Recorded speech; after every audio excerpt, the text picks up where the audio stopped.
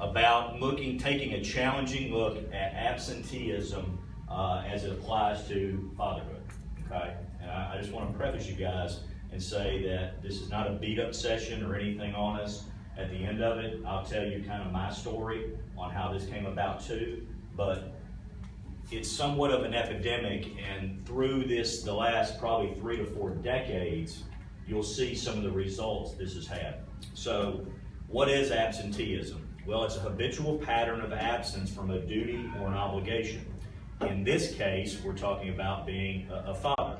So how are we absent? Okay, just doesn't have to be divorce, right?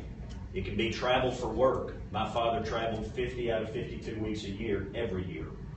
Divorce, working long hours. Maybe it's even just emotional detachment at home.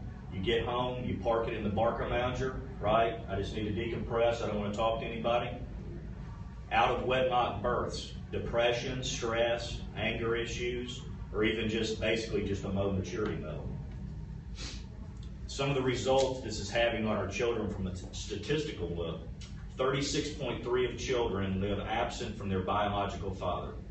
Currently, 4.3 out of 10 marriages, basically 43%, end in divorce. 60% of those marriages involve children.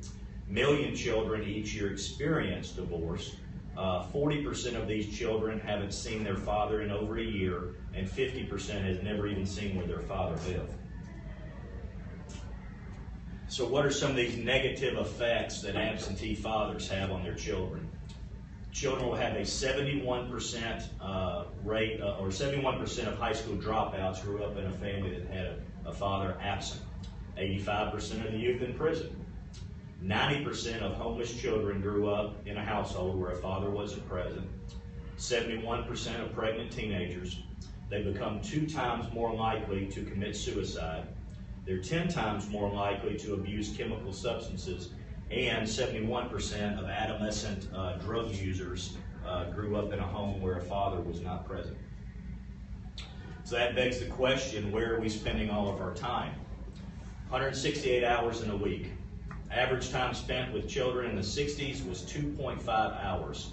Now we're a whopping basically 7.3 hours. So 53 hours a week plus, or 32%, you'll be sleeping. You'll be working another 26%. Then you're going to be parked in front of the TV, or screen time, as I like to call it with my kids, and that equates to about 21%. There's your children, you're spending 4% with them, just eked out being on Facebook, about 1%. So really, this is probably where we talk a little bit more, or open it up to, is what really do our children need from us as fathers? Our sons, they need some type of role model, okay? My dad could tell me one way or another what to do, but I watched him do it, okay? And you probably in your work, you do the same thing. We have to be somewhat of an accountability partner, if not the biggest accountability partner with our sons, because they need affirmation. Knowing that when they're doing things right, you need to tell them they're doing things right, okay?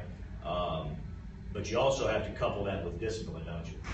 Now, I'm not saying you're going to beat your kids, right? But they have to know that there are repercussions from things that happen, okay? Actions have reaction. They need a moral and spiritual benchmark, okay? If you guys don't go to church, or not very, I guess, spiritual, or I hate to use the word religious, just knowing what's right and wrong. Okay, we didn't go to church much when I grew up, but I definitely can tell you that I knew what right and wrong was from my father. Promote responsibility. At the end of the day, it's his actions, and it's his actions only. You can't blame it on down the road, even though it's incredibly popular in this society. Have respect for himself, his family, and others too. And helping him develop a plan. I think this is something that's kind of been lost. And if you look at even vocations, say in trade work, okay, electrical, HVAC, things of that nature. Okay, my son is not athletic at all, okay? He could care less about anything athletic-wise. What he is good at is he's very good at computer skills and kind of engineering as a whole, okay? I love tinkering on things too. Now, would I love to go play a round of golf with my son? Absolutely. Okay, but that would just bore him to tears and probably make me angry, right? So I have to make sure that I'm recognizing what his vocations and skills are and equipping him with the best possible chance of being successful in that. Now, I'm not saying living vicariously through your children. I'm saying recognizing what they do well. Help him with that skill. Help develop relationships that are going to help him with that. Make sure his attitude and value system is in check. And probably down there at the end, it's really easy for us as father and parents, for that matter, to always see our successes, right? But they also need to see us be a good loser, okay? How we develop ourselves in the middle of adversity. So let's flip it around and look at daughters. We need to provide a good example of what a good husband is. Whether you like it or not, they're pretty much going to marry someone that's like their dad. How many times have you heard of a bad relationship with a woman going into a physically abusive relationship because what did she grow up in? A physically abusive household.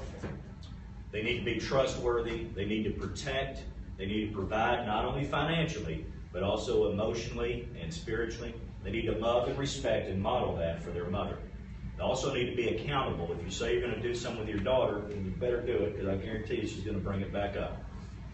Help her develop a plan. I got admonished by a woman when I was giving this talk one time about I didn't flip it on the other side.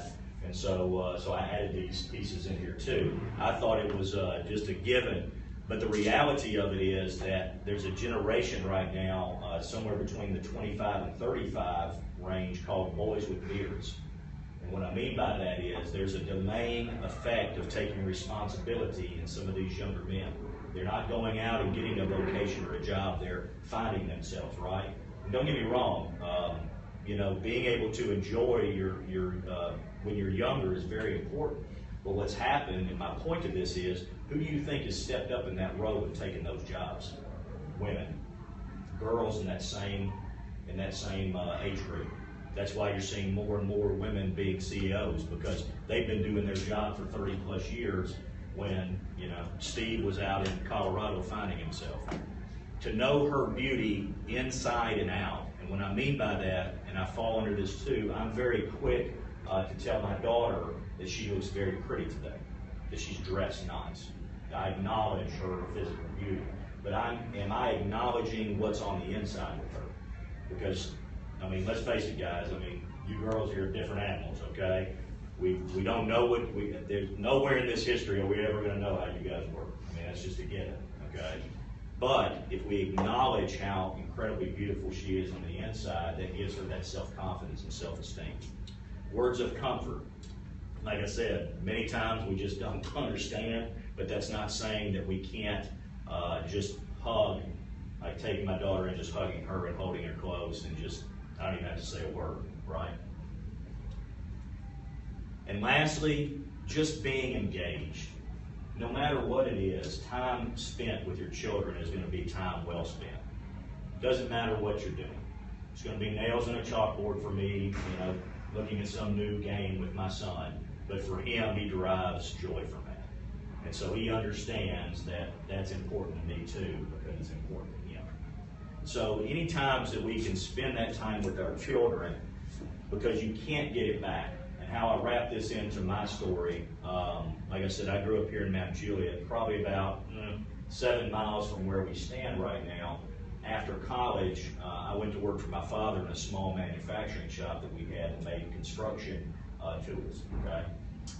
And so I was about 25 years old, and in an instant, my father was with me, probably about as close to you and I, in a shop accident and died in my arms in that shop floor as I gave him CPR and mouth-to-mouth. Overnight, I took over a company that was just short of $1 million in revs with a large credit line, a mother to support because she was a teacher and needed the income, and my sister who had just gone to college. I can assure you that I know the exact day when I became a man. My second trip after I buried him was right down the road at Wilson Bank and Trust to beg them to not call the note on my mother, and I put up everything I had, which wasn't much, against that to keep her out of harm's way. My father and I didn't have a great relationship when I was growing up in high school. In fact, it was very tumultuous. It was probably born out of him not being there sometimes, but I'm not blaming him. but I'm not blaming him for that. I sought attention in other ways and got into a lot of trouble, okay? There's not a day goes by that I don't remember those lessons that my father gave me. There's not a day that seldom goes by that I don't wish that I had his guidance, okay? I've become incredibly much more spiritual now in my 40s than I was previously. And what's funny is the connection between why I'm even here with someone mutual with Lori. I didn't know Lori, but then Lori tells me her story. So for me to look outside and say there's not some type of God connection would be incredibly selfish. So however you ground yourself, please do so. You keep the cards, you keep focused with whoever that you worship or whatever you do, but make sure that you're spending that time with your family because you'll never get it back. Grandfathers that are in here, you have much more of an influence than you really know.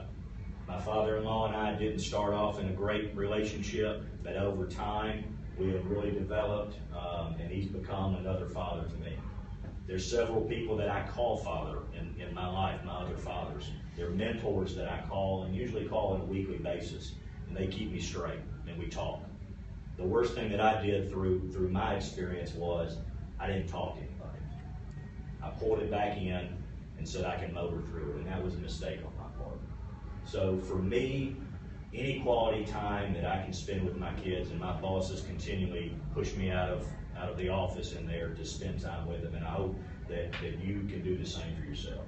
So I appreciate your time. This is a goal for me this year to speak at least once a month to just people in general, telling them my story and what an effect as a father that you can have on someone.